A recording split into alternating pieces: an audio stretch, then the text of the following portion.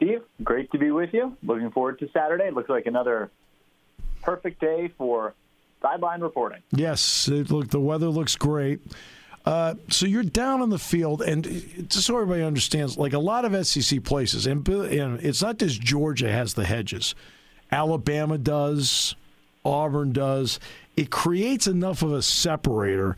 Brian, you were down there. How important was that separator to keep the players away from, the crowd noise and Auburn fans? What do you think that meant?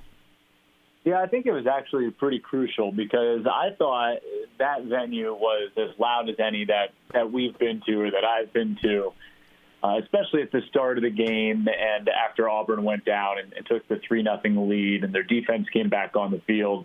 I mean, that place was loud, but it didn't have, and this is just my humble opinion, did not have the intimidation factor that a Beaver Stadium or Kinnick or Michigan State would have, because the stands were so far away from the field. Not only was the bench area extremely wide, then you had that one row of hedges, as you were talking about, another little grass pathway behind that row of hedges, then more hedges behind that. So the stand sloped all the way down to essentially field level where you could just walk 2 steps out and you were at ground level.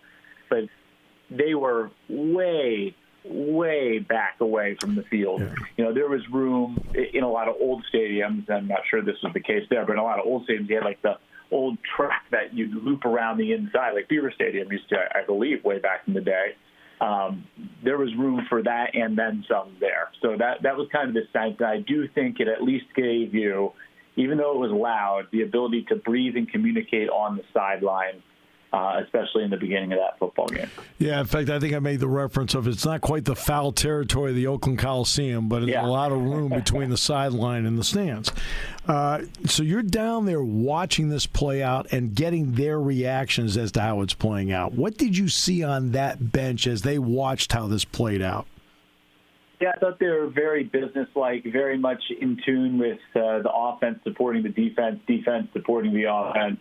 And I thought the senior leadership was huge. I know we talked about it on the broadcast, but when Penn State's defense was able to come up with a stop in the red zone the first time, P.J. Mustipher making that play on first down, then Sean Clifford was out there saluting him. And when the offense went on the field, it was P.J. Mustipher talking to the offense before they went on the field. So I thought the senior leadership was really – we talk so much about the youth that's been injected into the football team and what it's meant not only for the depth, but obviously the playmaking from Nicholas Singleton, Katron Allen, the list goes on, Abdul Carter.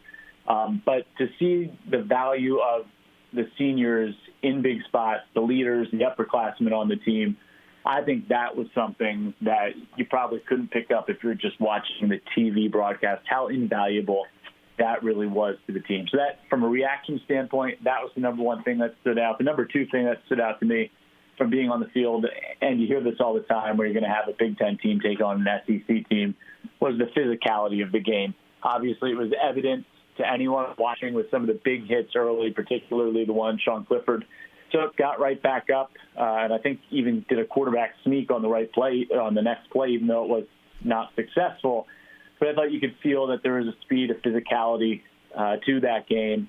And as that game went on, there was one team that was dominating that category, and that was Penn State, particularly in the trenches.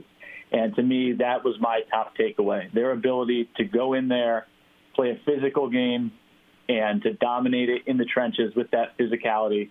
I think in a lot of ways they answered. Again, it's only week 3, but you started to get some answers to perhaps what the ceiling for that offensive line could be, just the way they played, not only the success they had, but the way they went about their business with that tenacity and almost a little bit of a nastiness to it, which is good. The sequence you referenced is where Penn State went for it on 4th down, didn't get it. The defense only gave up a field goal after that. What sense did you get on the sideline as to how important that moment was? Yeah, I think there were a couple plays where in that first half, look, Penn State missed for as well as they played. Yeah. They missed a couple of opportunities in the first half where they had turnovers and didn't capitalize and get touchdowns off turnovers, where they could have opened things up, particularly that sequence at the end of the opening half but I thought there were plays in that half, particularly in that environment. And I think the sequence that we're referencing here probably of top priority and importance, where in that environment things could start to tilt, start to snowball. Do I think they would have because of the leadership that Penn State has and their ability to respond to any type of adversity? I don't think they would have. But those plays in that environment, it kept the crowd from really getting revved up to another level. And then their response was so important to that. So I think that's a great observation, but I think that was key just because of the environment factor as well. And you're not playing catch-up the whole game. Then what we talked about, obviously, is when you're not playing catch-up, especially if you're playing ahead, they lose that element of running the football, and they got uncomfortable with what they wanted to do offensively. As you watch the two running backs from field level, Nicholas Singleton and Katron Allen, what ran through your mind? Wow, he's fast for Nicholas Singleton. That's the first thing that runs through your mind when he goes blowing by you every single time. His burst is incredible. When he hits the hole, he's got another gear. And to see Katron Allen, particularly on his touchdown run, you know, he almost goes into a back, and then all of a sudden, oh, here he comes. He found the hole. His vision, you can obviously see it watching on TV, but to see it from field level, just how little space or how quick things happen, and his ability to diagnose that and make the jump cut, make a guy miss, and find where he's supposed to go with the football. That was really, really impressive. But I think it's not cliche to say it. It's not just overstating the obvious. Both of them have an incredible skill set. Singleton can absolutely fly. He hits the hole. It's just not a knock on anybody else. It is just a different gear, and he is a special, special player. Manny Diaz, and James Franklin and Manny Diaz in conjunction have been emphasizing takeaway, takeaway, takeaway. They got 4. What did you see from that defense as to how they attacked? Yeah, I think it's a thing that we've seen, Steve, since training camp opened up, is that they're going to try to get their hands on every ball possible. They're going to play through the whistle, and they're going to play physical with the idea that they're going to ball hunt and find how they can make a big play, or 2 or 3 or 4 in this case, to swing a football game. I think it's just their mentality out there. I think the mentality starts on the sideline with their defensive coordinator, Manny Diaz. He is fiery. He is tenacious. When something big happens, he is the first one to run up and do a chest bump with another guy and fly into the air. I think it all starts right there with what both he and, as you said, James Franklin, what they have preached as a defensive staff and a defensive identity. But this is a defense that has that mentality that we're going to play from the second that ball is snapped until the whistle blows to end that play. And the mindset is, how can you get after the quarterback? How can you create big plays? And what can you do to get your hands on that football? And that's evident, and it starts right with their defensive coordinator on the sideline with his personality. They really do mirror his personality, and that is particularly impressive. And anyone who's been around him knows that it's a very fun personality to be around as well. Everyone will talk about Southern speed, SEC speed. It was obvious who the team with the speed was. It was Penn State on both sides of the ball. What was it like to watch that play out? Oh, well, for anyone wearing blue and white, it was exciting. There's no doubt about that.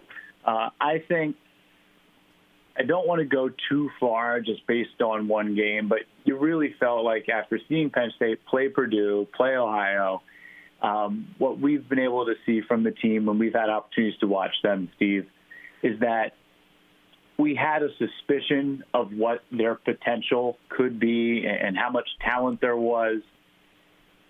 And look, I know Auburn isn't the preseason favorite in the SEC by any stretch, but you know what kind of talent those rosters have. To see Penn State's potential come to fruition and see a glimpse of what they can be and how they stack up against a roster like Auburn with that quote-unquote SEC and Southern speed on it, I think it really, really was, I'm not sure if the right word, gratifying, not the right word, but it was encouraging to see, and it's probably more than that. But it was nice to be able to see that. The word I'm looking for is escaping me. It verified what we thought in terms of the speed. That is the word. Yep, verified. Completely agree. Yep. Hockey's about to get going, Brian. I know you're excited about that. So give us just a quick primer on, what kind of depth Guy has with this team to negotiate a long season. Well, I think that's the biggest thing, the depth that they have this year. The forwards, defensively, they are going to have guys that, number one, are going to push each other every single day on the ice to earn those spots. It also gives them the flexibility to do some different things with their lineup. And in this conference, you need 4 lines, you need 3 pairings when you're at your best. And the team that won the Big Ten regular season, they're playing with a 4th line that had Connor McMenamin and Connor McEachran on it, and you had Nikita Pavlichev as a checking line. Like, that team was so deep. I think there's a lot of elements to this year's team. Now, I'm not trying to compare them to that team, but when you look at what depth is needed to succeed in this conference and to succeed on a national level, I really believe that is there, where all the scoring isn't necessarily going to come from one line, and you have guys with different skill sets who can complement each other up and down the lineup. So I think that's really encouraging to see, and they have it in spades with experience to return Connor McEachran, Connor McMenamin, Kevin Wall. The list goes on and on. Tyler Gratton and Tyler Forget were double-digit goal scorers last year. Then to add an influx of young talent, both at forward and on the back end, plus 2 guys who've been around, Ashton Calder and Tor Linden, who are bona fide scorers. All of a sudden, a roster that had talent last year and really improved as the year goes on, you get those reinforcements and the experience back. I know they were picked. It came out today. They were picked 6th in the Big Ten preseason poll. I was shocked to see that, but it's a preseason poll. That's all it is. I think they have a chance to have a really, really good season this year, and a year where you don't want to go in placing unlofty expectations on it, but they could really achieve something special. I think that's the feeling around the program right now. You know how I feel about the preseason stuff. Yeah. I feel the same way. Like whoop-de-doo. I know you're trying to do a story. I got it. It's a way of getting publicity out there. I got it. But it means 0. How do you feel about goal going into this? I feel like if Liam Soulier can play the way he did down the stretch last year, and he played well, and then take that an offseason to continue to improve, another year of experience, go into it knowing that there's a good chance you're the guy to start the year, take it and run with it, be confident. If he can be that goaltender that he was at the end of last year and continue to improve his game, I feel good about that goaltending situation. And to be honest, I really like the rest of their team, the other 18 guys that are going to be on the ice during games so much that sometimes the best defense can be a great offense, and I really feel like the pieces are there for them to have the type of offense that Guy and his staff are accustomed to having and expect to have on a year-in, year-out basis. Yeah, it's they play such an exciting brand of hockey. I mean, that's what's so great about it. But hockey is so odd in that they do a lot of work away from the coaches. They get like a week of preseason. How can I play? I mean, it's now look, they're used to doing it. I understand it, but it sure is a different way of doing it. Yeah, and it's a long season. You're starting. I don't think people realize the women's hockey team starts tomorrow. That's their regular season opener is tomorrow against Wisconsin, and they'll play to the second to last week of March. Which it is a long year. There's no doubt about that. Always a pleasure, my friend. Great work as always. Thank you. Thank you for being a good teammate and helping me find that word verified as well. Or valid. I don't even validated. Whatever word we came up with. Thanks so much, Brian. See you.